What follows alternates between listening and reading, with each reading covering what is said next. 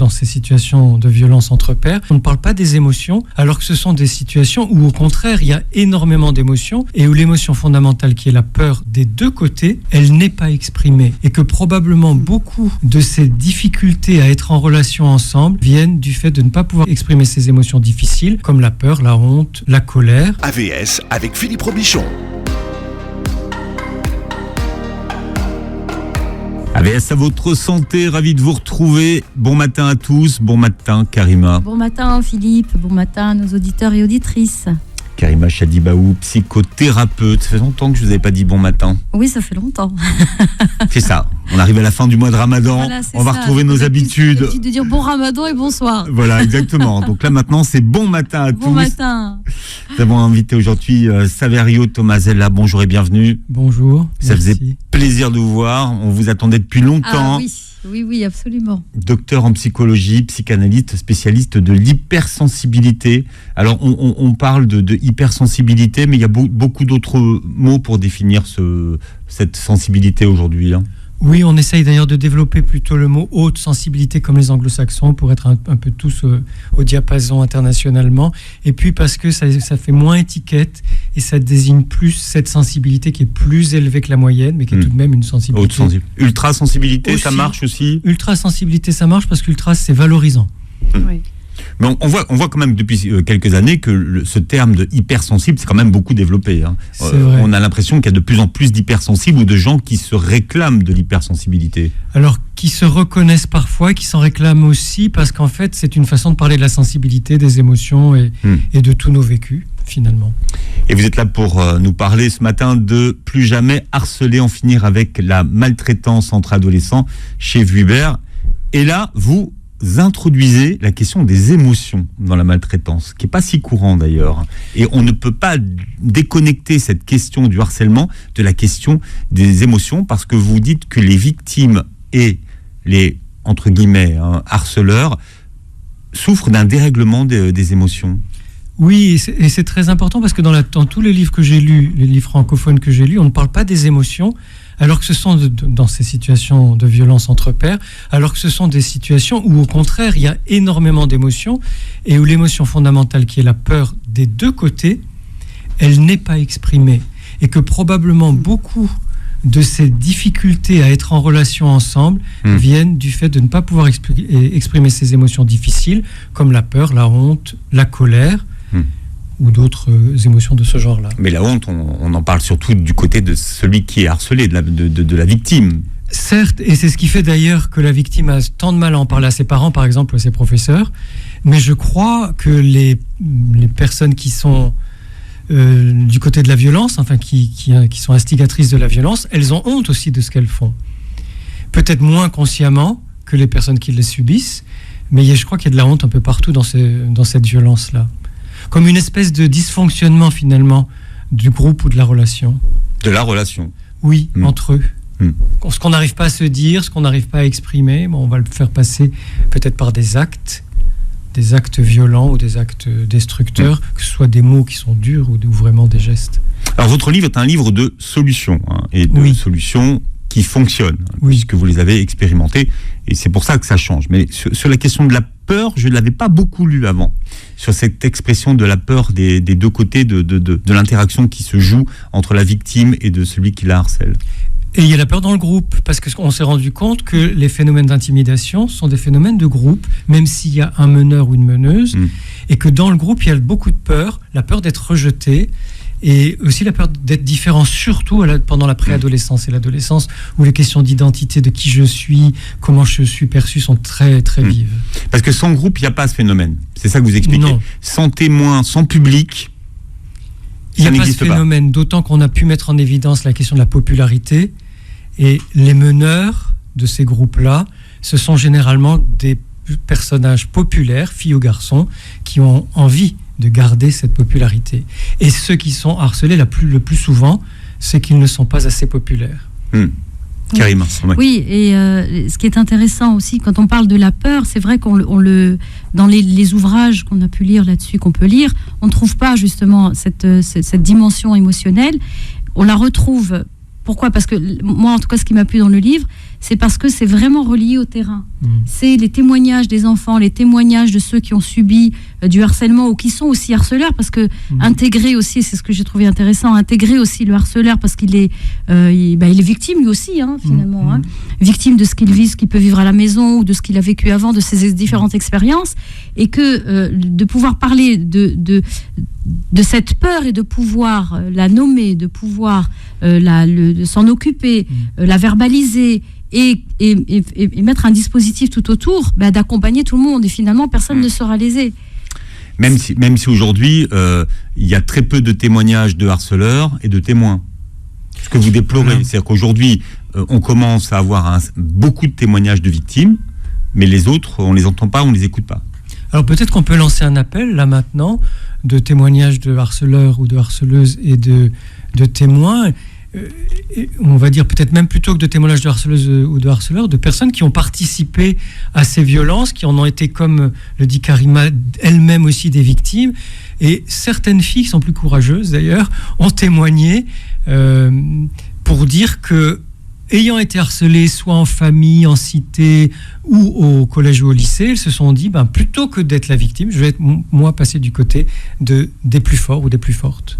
C'est comme une protection ultime, de se dire j'ai pas envie que ça recommence contre moi, donc je vais le faire moi aussi. Il vaut mieux que ce soit que je prenne les devants, et que plutôt que de subir la situation et de me retrouver dans cette situation où j'étais pas bien, où j'avais honte, entre j'arrive pas à faire ma place, le sentiment d'appartenance, d'être avec, je suis pas avec le groupe, je suis rejetée, humiliée, vexée, et que ça se répète, il vaut mieux que ça se passe pas sur moi. Voilà. Ce que j'entends dans les témoignages, c'est tant que c'est pas sur moi. Voilà, mais je reste quand même complice. Et souvent dans les situations que j'ai pu sur lesquelles j'ai pu travailler, c'est de dire oui, mais tu es quand même complice, parce que tu regardes, tu observes et tu vois la souffrance, tu vois que l'autre il vit quelque chose de pas normal, et que finalement tu ne fais rien. Oui, alors est-ce que c'est être peureux ou Oui, allez-y. Non, mais je sais pas. Allez-y. Je pense qu'il y a la peur manquer de courage ou d'être rejeté du groupe, ou que si je me détache du noyau fort du groupe, encore une fois, ce soit à moi que ça arrive. Et puis, il y a la question de la sidération. Alors ça, c'est très important, parce que ça a été très peu dit dans les livres. C'est comme les lapins. La sidération, c'est un lapin donc, qui se retrouve avec les phares d'une voiture qui lui arrivent dans les yeux. Et qui est immobilisé. Or, nous sommes des mammifères, et au niveau de notre système nerveux autonome, quand nous sommes traumatisés, choqués, il y a un moment de sidération qui peut d'ailleurs s'installer, et on est immobilisé, c'est-à-dire qu'on ne sait pas quoi répondre, on ne sait pas comment se défendre. C'est ce qui arrive aux personnes qui sont victimes d'intimidation et de brimade, mais aussi aux témoins. Je dis que ça se passe au niveau du nerf vague dans le dos. Exactement. Alors ça, pareil, je l'ai découvert. Ça. Alors en neurobiologie, c'est incroyable. Oui, en neurobiologie, en fait, on a une histoire très longue qui commence avec les reptiles, et pour nous humains, c'est les tortues. Et donc on a des réflexes archaïques qui sont très puissants, et quand on est en danger de mort, on s'immobilise. On n'a plus la carapace pour rentrer notre tête et nos pattes, mais on s'immobilise. Et ça se passe au niveau d'un réseau nerveux qui est dans le dos. En revanche, si on arrive à réactiver ce réseau nerveux du côté ventral, du côté de la face, alors on va pouvoir de nouveau être confiant, tranquille, en relation.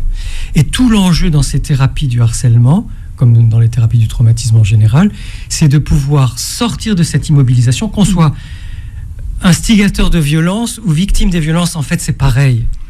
Et qu'on puisse retrouver cette capacité à communiquer avec l'autre, à se lier à l'autre, et donc à le comprendre, à être en empathie avec l'autre. C'est important ce que vous dites, parce que souvent le reproche qu'on peut faire à ceux qui sont victimes de harcèlement, c'est « mais pourquoi tu l'as pas dit, pourquoi tu n'as pas réagi, tu t'es laissé faire ?» Alors que c'est non, ce que vous expliquez, c'est cette sidération qui font que les gens ne peuvent rien faire. On ne sait pas comment répondre, on ne sait pas comment réagir, et du coup, c'est comme une incitation indirecte pour que ça continue, alors qu'en fait, on ne souhaite qu'une chose, c'est que ça s'arrête. Alors il y a 3 causes qui font que les préadolescents et les adolescents ne parlent pas. La première, c'est qu'ils veulent que ça reste entre eux, donc ils n'en parlent pas aux adultes. La deuxième, c'est la honte, voire la peur d'avoir des représailles. Et la troisième, c'est la sidération, C'est-à-dire que même au moment où ils aimeraient en parler, ils sont dans un état de choc et ils n'arrivent pas à en parler à leurs parents, à leurs grands frères ou leurs grandes sœurs ou à un prof. Oui, et je voulais poser la question à Saverio, est-ce que ça contribue, en fait, est-ce que le fait de ne pas en parler, d'être dans cette sidération, le harceleur, le ou la harceleuse, vont choisir quand même un certain profil? Parce que la plupart du temps, le profil de celui qui est harcelé, on le voit, il a une faible estime de soi la plupart du temps, donc pas confiance en lui. Il a du mal en fait d'être en présence, c'est-à-dire d'habiter son corps, d'être là. Mais il est différent. Et donc il est différent. Il est souvent différent, carrément. Oui, c'est différent physiologiquement, donc le physique, les cheveux, la couleur de la peau. C'est quelqu'un qui est un petit, gros, avec des lunettes, roux. Oui, moi j'étais harcelée quand j'étais petite aussi. Mais bon, il faut qu'on en parle. Non, on va pas en parler, Philippe, c'est bon là-dessus. Non, mais souvent différent, oui, voilà, il a une différence. Différent parce que tu parles pas soit tu parles pas la langue, ou soit t'as pas les mêmes codes, c'est pas la même culture. Trop intelligent aussi souvent. Ou trop intelligent, ou exactement. Trop sensible. Voilà, ou trop ceci ou trop cela. Pas le même milieu social. Aussi. Pas la même religion. Toutes sortes de choses. Ce sont parfois ces petites différences. Ça peut être des grandes différences, mais ces petites différences sur lesquelles le groupe va se stigmatiser, le groupe va se focaliser sur ces différences pour les stigmatiser et s'acharner. En fait, il y a comme une espèce d'acharnement pulsionnel et inconscient. Et j'insiste beaucoup là-dessus parce que il y a beaucoup de travaux qui disent que, en tout cas francophones, parce que les anglophones et les scandinaves sont différents, qui disent que c'est intentionnel. Je ne suis pas sûr que ce soit si intentionnel que ça. Il y a une partie défensive dans le fait de s'attaquer à quelqu'un qui est différent et qui nous fait peur, peut-être inconsciemment, mais qui nous dérange. D'accord.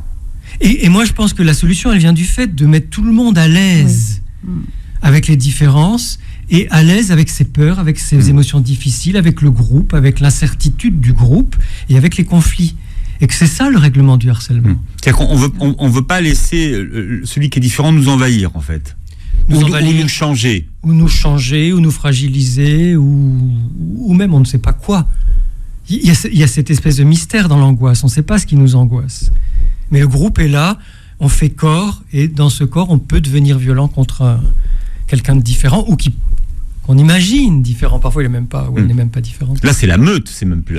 Voilà, ce sont des phénomènes de meute. De meute. De bande et de meute. Oui. Alors, on parle du harcèlement entre pairs. C'est comme ça que vous appelez le harcèlement des ados ou le harcèlement scolaire. D'ailleurs, notre invité aujourd'hui, c'est Saverio Tomasella, qui est docteur en psychologie, psychanalyste et spécialiste de l'hypersensibilité. Alors voilà, un harcèlement entre pairs. Oui, il y a 6% du harcèlement des jeunes qui est vécu par des plus âgés ou des adultes. Et donc 94% des violences subies par les préadolescents et les adolescents sont entre eux. C'est pour ça qu'on dit entre pairs. Et souvent, c'est tellement entre pairs que ça se passe dans une même classe, dans un même club, vraiment à l'intérieur du groupe. Oui, et puis et alors dans votre livre, vous listez les lieux qui sont propices au harcèlement, comme les vestiaires, les trajets, voilà, les abords du collège ou du lycée, et les vestiaires qui sont curieusement très peu surveillés et où se passent parfois les pires choses pour les enfants et les jeunes qui sont violentés. On est d'accord sur la définition de harcèlement aujourd'hui ?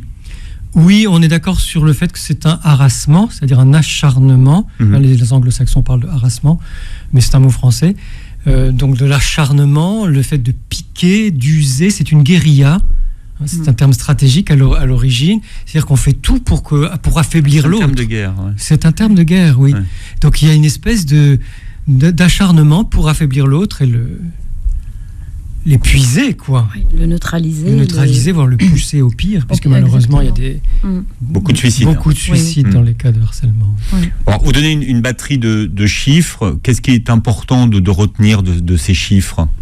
Qu'un quart des préadolescents et des adolescents sont harcelés, c'est-à-dire un enfant sur 4, c'est énorme, que seulement 10% vont en parler, souvent ils en parlent qu'1 ou 2 ans après, voire des années plus tard, que les filles et les garçons sont autant concernés du point de vue de l'instigation des violences, mais il y a tout de même encore plus de filles harcelées que de garçons harcelés, donc il y a encore du sexisme, malheureusement, là encore, que ce qui se développe le plus, c'est le harcèlement maintenant sur les réseaux sociaux et sur Internet. Donc le cyberharcèlement. Et qu'on est dans des violences qui se sont intensifiées. Alors, vous, votre livre, vous êtes parti d'une page blanche, donc vous avez voulu venir avec des propositions qui sont nouvelles. Quelles sont les idées reçues que vous voulez faire sauter quand on s'intéresse à la question du harcèlement ? Il n'y a pas de profil type. Ça, c'est un premier stéréotype, une première idée reçue. Il n'y a pas de profil type ni du côté de la victime, ni du côté des intimidateurs et des intimidatrices. Tout le monde peut être pris dans ce jeu de violence d'un côté ou de l'autre, même si on a parlé des différences tout à l'heure, c'est vrai, qui mettent un enfant ou un adolescent plus du côté de la victime. Mais en tout cas, il n'y a pas de profil type. C'est-à-dire, on ne peut pas dire tel type de jeune va devenir un harceleur ou au contraire va devenir une victime. Mais il n'y a pas des profils familiaux, Alors, est-ce que si on a grandi dans une famille qui peut-être, par exemple, banalise la violence, oui, ou la violence verbale, c'est vrai que ça peut faire partie des origines possibles des deux destins du harcèlement, c'est-à-dire soit côté victime, soit côté violenteur. C'est-à-dire que si on est habitué à la violence, on laisse faire, ou si on est habitué à ce mode de communication, on peut devenir intimidatrice ou intimidateur. C'est vrai, mais c'est pas la seule cause. Il y a énormément de causes possibles. Et alors, la deuxième chose, c'est que ce sont des phénomènes de groupe. Le cas d'un harcèlement avec une seule personne, c'est rarissime. Ça existe, mais c'est rarissime. Ce sont des phénomènes de groupe. Alors, ça peut être des groupes de 2, 3, 4, 5, 6, mais ça peut être des groupes plus importants. Ça concerne, comme je le disais, autant les garçons que les filles. Et il n'y a pas... les approches violentes de traitement du harcèlement ne fonctionnent pas. C'est-à-dire que si on veut sanctionner, punir, ça ne fait que renforcer la violence, par de la violence, engendrer de l'amertume, une volonté de vengeance, et les violences deviennent de plus en plus raffinées et invisibles. Oui, voire même de la rébellion, oui. Parfois. Alors, on l'a vu la semaine dernière, le ministre de l'Éducation nationale a proposé un changement réglementaire qui ferait que c'est donc le harceleur qui serait changé d'établissement scolaire plutôt que la victime. La victime, ça paraît du bon sens et pourtant c'était pas du tout le cas. C'était la victime de harcèlement qui était obligée de changer d'établissement scolaire. Double peine. Oui, c'est ça, et souvent en cours d'année, quand vraiment ça devenait insupportable, ou au moins à la fin de l'année pour dire j'ai plus envie de les retrouver l'année prochaine, et souvent ça réglait le problème. Bon, là on se dit c'est la personne responsable apparemment qui va être, on va lui demander de changer d'établissement scolaire, mais c'est un peu démagogique parce que c'est une façon de dire le méchant ou la méchante va être puni, mais on ne règle pas le problème de la violence qui est un problème de terrain, d'un problème de fond, un problème relationnel, un problème émotionnel et un problème éducatif. Donc c'est un peu facile, je trouve, même si ça peut sembler comme ça une très bonne idée, et on verra si ça porte ses fruits, mais il y a du travail à faire beaucoup plus en profondeur. Est-ce que vous voulez dire qu'en fait il faudrait ni exfiltrer le harceleur, ni la victime, en fait, et qu'il faudrait les maintenir dans le même établissement scolaire. C'est ça que vous voulez dire ? Oui, idéalement, oui, parce que le harcèlement, je m'en suis rendu compte, c'est une non-relation, c'est-à-dire c'est une relation avortée. On n'arrive pas à être en relation avec quelqu'un du fait d'une différence réelle ou supposée, ou du fait de toutes sortes de raisons, et comme on n'arrive pas à être en relation avec cette personne, on l'attaque. C'est une relation... comme indirect, c'est comme une espèce d'ersatz de succédané de relations. Donc moi, mon point de vue, c'est aidons les enfants, les préadolescents et les adolescents à créer des relations entre eux. Tu as un problème avec telle personne, qu'est-ce qui fait que vous n'arrivez pas à vous comprendre, à vous parler, à même peut-être à être en désaccord. Oui, mais vous parlez vous-même d'une certaine forme de haine. La haine est aveugle. Vous dites que c'est une forme de haine. Ça peut devenir, dans certains cas, ça peut devenir une forme de haine, justement parce qu'on est dans l'abstraction. La haine, elle est toujours dans l'abstraction. L'autre n'est pas réel. On ne peut pas haïr quelqu'un qu'on connaît. Et c'est parce qu'il n'y a pas de relation qu'on peut en arriver à haïr quelqu'un et à lui faire les pires crasses. Or, le fait de créer de la relation entre des personnes qui sont peut-être dissemblables ou qui n'arrivent pas à communiquer entre elles, ça leur permettrait de développer de l'empathie mutuelle et de la compréhension, quitte à ne pas être d'accord, à ne pas avoir les mêmes goûts, à avoir des points de vue différents et à ne pas forcément passer tout leur temps ensemble, mais savoir qu'il y a des moments de rencontre et des possibilités de rencontre. D'où l'importance, en tant que parent, pour tous les parents qui nous écoutent, dans le projet éducatif, dans votre manière d'éduquer vos enfants, de les accompagner, de les ouvrir en fait à la différence, les ouvrir au monde, l'importance vraiment de mettre ça, d'en parler, d'installer des instants comme ça. Je me souviens à Villiers-le-Bel, dans le collège où étaient mes enfants, j'avais participé en fait en tant que parent bénévole à un projet d'ailleurs maintenant qui se développe dans d'autres collèges qui s'appelle la médiation par les pairs. Cette médiation par les pairs, donc il y a une mallette avec toutes les compétences, avec une liste de compétences, un inventaire des compétences psychosociales à développer pour les enfants. Et ces personnes, c'est comme des ambassadeurs, ces ados, pré-ados et ados, vont être en fait comme des ambassadeurs et pouvoir gérer les situations de conflit, les situations d'incompréhension au sein, soit dans la classe, soit dans la cour de récréation, là où se passe aussi énormément de choses.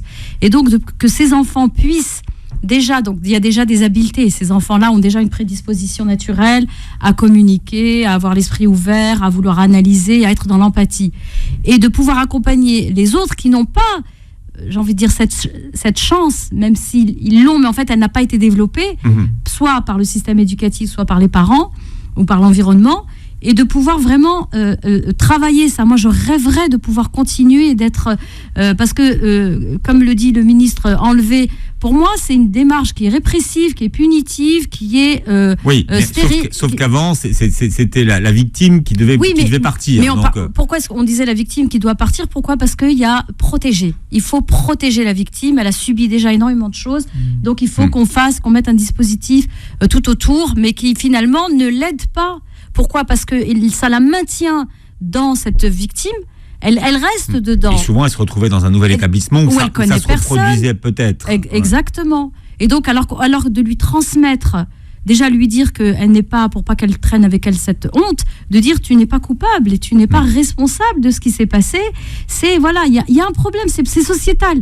C'est aussi parce que ces situations de harcèlement, on les trouve dans les collèges, dans les écoles, mais on les trouve aussi en entreprise, chez les adultes, partout. On va exclure, parce qu'elle fait pas des commérages comme nous devant le café, elle va pas parler de l'autre collègue qui a je sais pas quoi, et donc tout de suite on va commencer à la stigmatiser et à la mettre de côté. Donc c'est des situations qui arrivent malheureusement, mais il faut vraiment qu'on les règle. Et moi je pense que le livre de Saverio, il nous donne les outils pour pouvoir mettre ça en place. J'ai vraiment le ressenti que on l'aborde sous un autre paradigme. C'est vraiment ça. Alors, l'idée qui est pas vieille, de dire, de toute façon, c'est important, c'est bon pour le développement de l'enfant, ça lui développe les anticorps, il apprendra à se défendre tout seul. Oui. Dans une certaine mesure, dans une petite mesure, effectivement, si on est confronté aux rudesses de l'existence, à des conflits, à des désaccords, on apprend. Ça a été longtemps comme ça. Voilà. Et puis si ça reste non dangereux et que ça s'installe pas dans le temps, pourquoi pas ? Mais le harcèlement, le problème, c'est que c'est un grand nombre de personnes contre une seule, et ça dure tellement longtemps que l'enfant ou le jeune qui est harcelé, il est épuisé, finalement il n'a pas son mot à dire dans l'histoire, il n'a pas la possibilité de développer ses propres capacités à se défendre, bon, à moins d'être en thérapie et d'apprendre comment riposter à ces violenteurs. Une question que vous posez, c'est quelle est la place des adultes dans ces histoires de harcèlement, et quelle est la bonne distance des adultes ? Jusqu'où ils doivent intervenir ou pas ? Alors, jusqu'à présent, les adultes sont très absents. Et je pense que c'est une des raisons pour lesquelles il y a tant de harcèlement au collège et au lycée, et notamment au collège. C'est-à-dire comme si les jeunes devaient se débrouiller tout seuls. Or, à mon avis, déjà quand on est adulte, si on a un conflit, on peut demander une médiation. C'est prévu aussi par la loi. Pourquoi laisser des préadolescents et des adolescents qui n'ont pas notre maturité, qui n'ont pas un cerveau rationnel développé comme le nôtre, puisque le cerveau rationnel se développe jusqu'à 25 ans au moins, qui n'ont pas l'expérience de la vie, pourquoi les laisser seuls face à ces violences sans intervenir, en les aidant justement par des questions de médiation. Donc je pense que les adultes ont besoin de beaucoup plus être attentifs, à l'écoute, et d'intervenir non pas par des sanctions, non pas de façon autoritaire, mais dans une bienveillance, une empathie, une proximité. En fait, ça demanderait plus de temps aux adultes, c'est peut-être pour ça qu'ils n'ont pas envie, mais une proximité de terrain, être avec, comme des éducateurs de terrain finalement. Oui. Voilà, le nouveau livre de notre invité Saverio Tomasella s'appelle « Plus jamais harcelé, en finir avec la maltraitance entre adolescents » chez Vuibert, avec la préface du grand Serge Marquis. Spéciale dédicace s'il nous écoute, mais vous êtes très nombreux à nous écouter depuis les passages de Serge Marquis au Québec. Donc voilà, vous avez testé un certain nombre de méthodes. Alors il y a des Suédois, enfin des méthodes alors, que vous avez expérimentées pour le coup, qui fonctionnent. Alors la première méthode s'appelle... Alors la méthode qui fonctionne le plus s'appelle la méthode de la préoccupation partagée. C'est effectivement une méthode qui nous vient des pays scandinaves, qui sont très en avance sur nous. Et par exemple au Danemark, les enfants ont à l'école primaire des cours d'empathie, chaque semaine pendant toute leur école primaire, et donc forcément ça aide ces enfants-là à comprendre ce qui se passe pour l'autre. Cette méthode de la préoccupation partagée, elle est très intéressante parce que d'abord elle est non blâmante, c'est-à-dire qu'on ne va pas chercher à blâmer, à sanctionner les instigateurs des violences. Dès qu'on a connaissance, donc il y a une cellule qui existe dans les établissements scolaires, l'Académie de Versailles est une académie pilote en France dans le domaine de la mise en place de cette méthode. MPP. Voilà, de la MPP. Et dès qu'on a connaissance d'un harcèlement, on invite l'enfant, l'adolescent qui est victime de ces violences à venir parler avec une personne de cette cellule pour un entretien qui est très long, pour laisser tout le temps possible à ce jeune pour exprimer ce qu'il est en train de vivre et essayer d'avoir des détails sur les situations, les noms des personnes qui l'embêtent, mais surtout comment lui vit cette situation et comment il pourrait essayer d'en sortir. Un deuxième adulte de la cellule, donc pas le même, à la suite de cet entretien, va recevoir très brièvement les harceleuses ou les harceleurs et quelques témoins, en disant « Je suis très préoccupé pour Arnaud ou Alice, on va dire. Est-ce que vous avez remarqué quelque chose ? Vraiment, je suis inquiet pour elle ou pour lui et j'ai besoin que vous fassiez attention à ce qui lui arrive et on s'en reparlera la semaine prochaine. » Il y a certains jeunes qui vont dire « Ah oui, effectivement, ça ne se passe pas très bien pour elle ou pour lui. » Mais le plus souvent, lors du premier entretien, ils vont dire « Ah non, j'ai pas fait attention. Alors, à partir de maintenant, est-ce que vous pouvez vraiment faire très attention à Alice ou à Arnaud ?» Et on en reparle la semaine prochaine. La semaine d'après, on reconvoque donc les mêmes personnes et en leur demandant « Est-ce que vous avez remarqué ce qui se passe ?» Et souvent, bien sûr, ça s'est calmé. Parce que non seulement ils savent que les violences sont connues, mais le fait qu'un adulte dise, et c'est pour ça que je disais tout à l'heure que les adultes ne sont pas assez présents, le fait qu'un adulte dise « Je suis très préoccupé par ce qu'est en train de vivre Alice ou Arnaud », enfin peu importe le nom de la personne, c'est comme si ça réveillait en eux la possibilité de cette intelligence sensible qu'est l'empathie, en se disant « Ah oui, mais finalement, c'est pas facile pour elle ou pour lui. » Et la semaine d'après, ils viennent parfois avec des solutions. Alors, on pourrait faire ci, on pourrait faire ça. Et généralement, en quelques semaines, ça s'arrête. C'est-à-dire qu'on leur a jamais dit « Tu vas arrêter d'harceler telle personne. » Ça ne s'est jamais prononcé. Non. On est un peu dans le non-dit quand même. Oui, parce que c'est une méthode qui évite de les attaquer frontalement pour éviter de les braquer et que ça se renforce. C'est au contraire éveiller la sollicitude, le fait de se dire le soin de l'autre en disant bon qu'est-ce qu'on peut faire pour l'aider. Souvent en quelques semaines c'est réglé. Si jamais ça n'est pas le cas, à ce moment-là on passe le relais au chef d'établissement en disant voilà, on a essayé entre telle et telle personne à arranger la situation, maintenant c'est à vous de faire ce qui vous revient. Mais en tout cas dans les établissements où c'est mis en place, on prend le temps de ces quelques semaines pour régler le problème, et dans 82%, c'est les dernières statistiques concernant la France, en Australie et en Grande-Bretagne c'est même plus élevé, dans 82 à 83% des cas, les problèmes sont résolus d'eux-mêmes, simplement en ayant parlé aux jeunes. Tout simplement. Ça coûte pas cher en plus. Et ça coûte pas cher. Pour le coup. Une autre approche qui nous vient de Grande-Bretagne, la No Blame Approach. Bon, c'est pareil, c'est un peu selon le même principe quand même. C'est un peu selon le même principe, sauf que là, on va à un moment les faire se parler. Donc dans la méthode, on les confronte. En tout cas, on les met face les uns aux autres pour faire en sorte qu'ils trouvent un terrain d'entente. Donc ça, c'est la dernière phase, mais le début ressemble beaucoup à la méthode de la préoccupation partagée. Le problème et la solution. Oui. Et puis, il y a une autre méthode, la méthode FARSTA.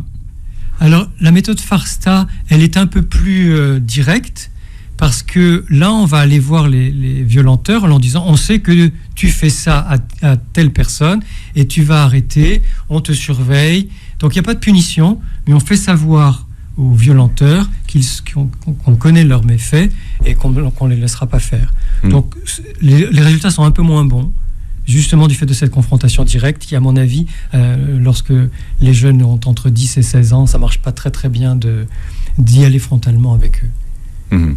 Mais il y a surtout cette méthode, la somatic experiencing, qui elle est utilisée au Canada, aux États-Unis, en Israël, qui est de recevoir de façon thérapeutique la personne harcelée ou la personne, ou les violenteurs, et justement de les aider à exprimer leurs émotions, notamment la peur et la colère ou la honte, leurs émotions difficiles, et à trouver en eux des ressources qui vont faire que la relation qui semblait impossible le face-à-face qui semblait impossible entre les deux personnes va devenir possible parce qu'ils sont apaisés par rapport à leurs émotions. Il n'y a plus cet enjeu émotionnel qui les dépasse et qui fait qu'ils ne savaient plus comment faire, sauf dans l'affrontement ou l'attaque.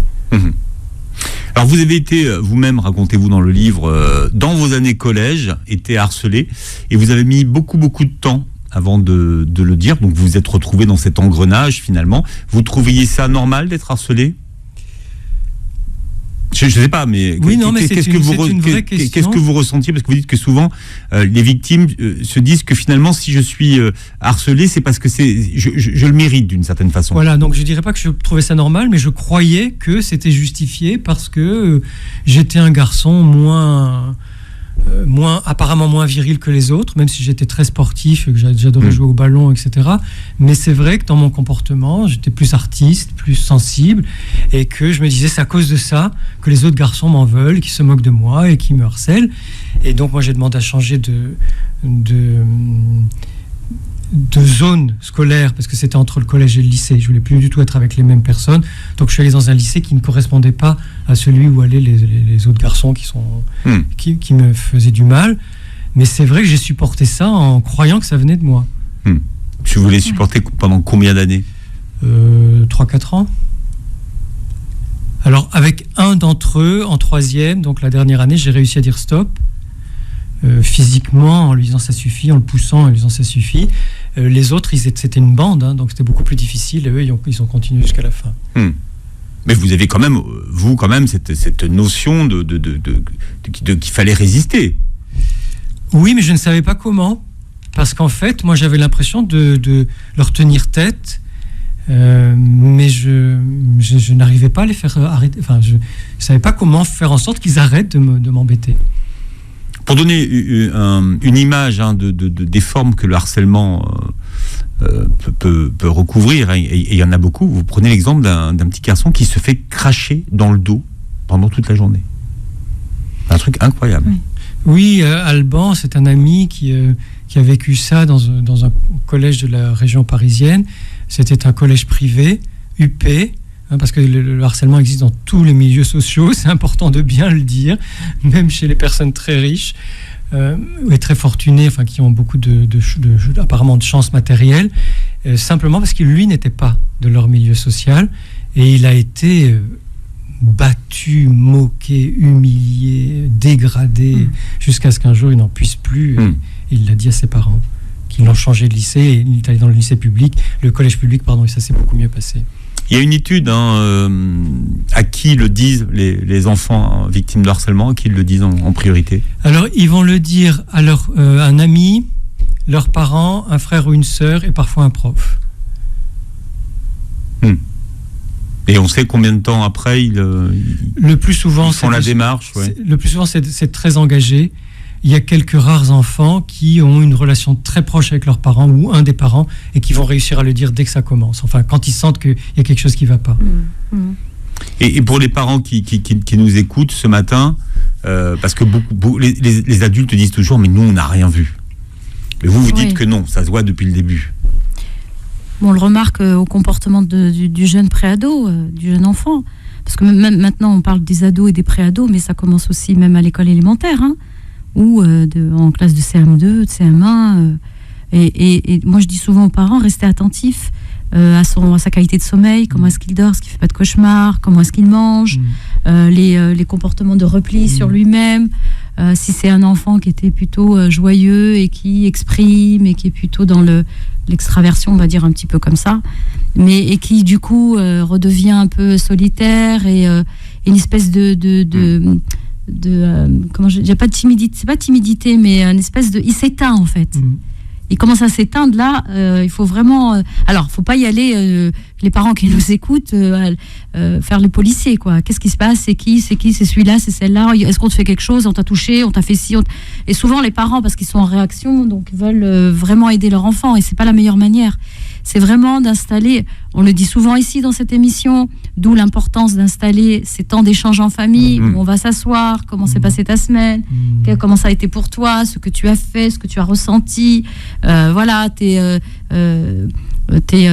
prises d'initiative, et comment ça se passe dans la classe, voilà, et vraiment venir d'une manière indirecte et pas frontale comme l'a dit Saverio, parce que justement, il y a cette dimension aussi de j'ai honte de moi parce que j'ai pas su me défendre et je sais pas comment faire, et ils sont là, ils me harcèlent, ils parlent de moi comme ça, ils m'insultent dans le couloir, et moi je suis là, je baisse la tête, la tortue justement, je rentre comme ça, la tête, les épaules voûtées, et j'ai honte aussi de moi. Donc comment faire? Parler de quelque chose qui me rend malade et qui en même temps j'ai honte de moi et honte de ce qui se passe. Comment? Imaginez le désespoir de cet enfant. C'est terrible. Donc si nous, en tant que parents, on arrive et qu'on dit non mais attends, mais moi je vais aller le voir, je connais ses parents, et c'est ce que font la plupart des parents. Les parents, c'est normal. Mais ça marche pas, ça ne marche pas. Ça ne marche pas. Important de revoir les méthodes qu'on a vues non violentes. Non violentes, oui. On a constaté, les études le disent, que le harcèlement a augmenté après le confinement, les épisodes de confinement. Est-ce qu'on a une explication à donner à ça? Oui, il y a des explications qui viennent du fait que déjà le confinement était une violence et que chaque violence intériorisées par les préadolescents et les adolescents, quand on ne les comprend pas, elles rejaillissent d'une façon ou d'une autre, parfois inconsciemment, dans leur lieu de vie. Donc les collèges, les lycées, les clubs de sport, les transports en commun, etc.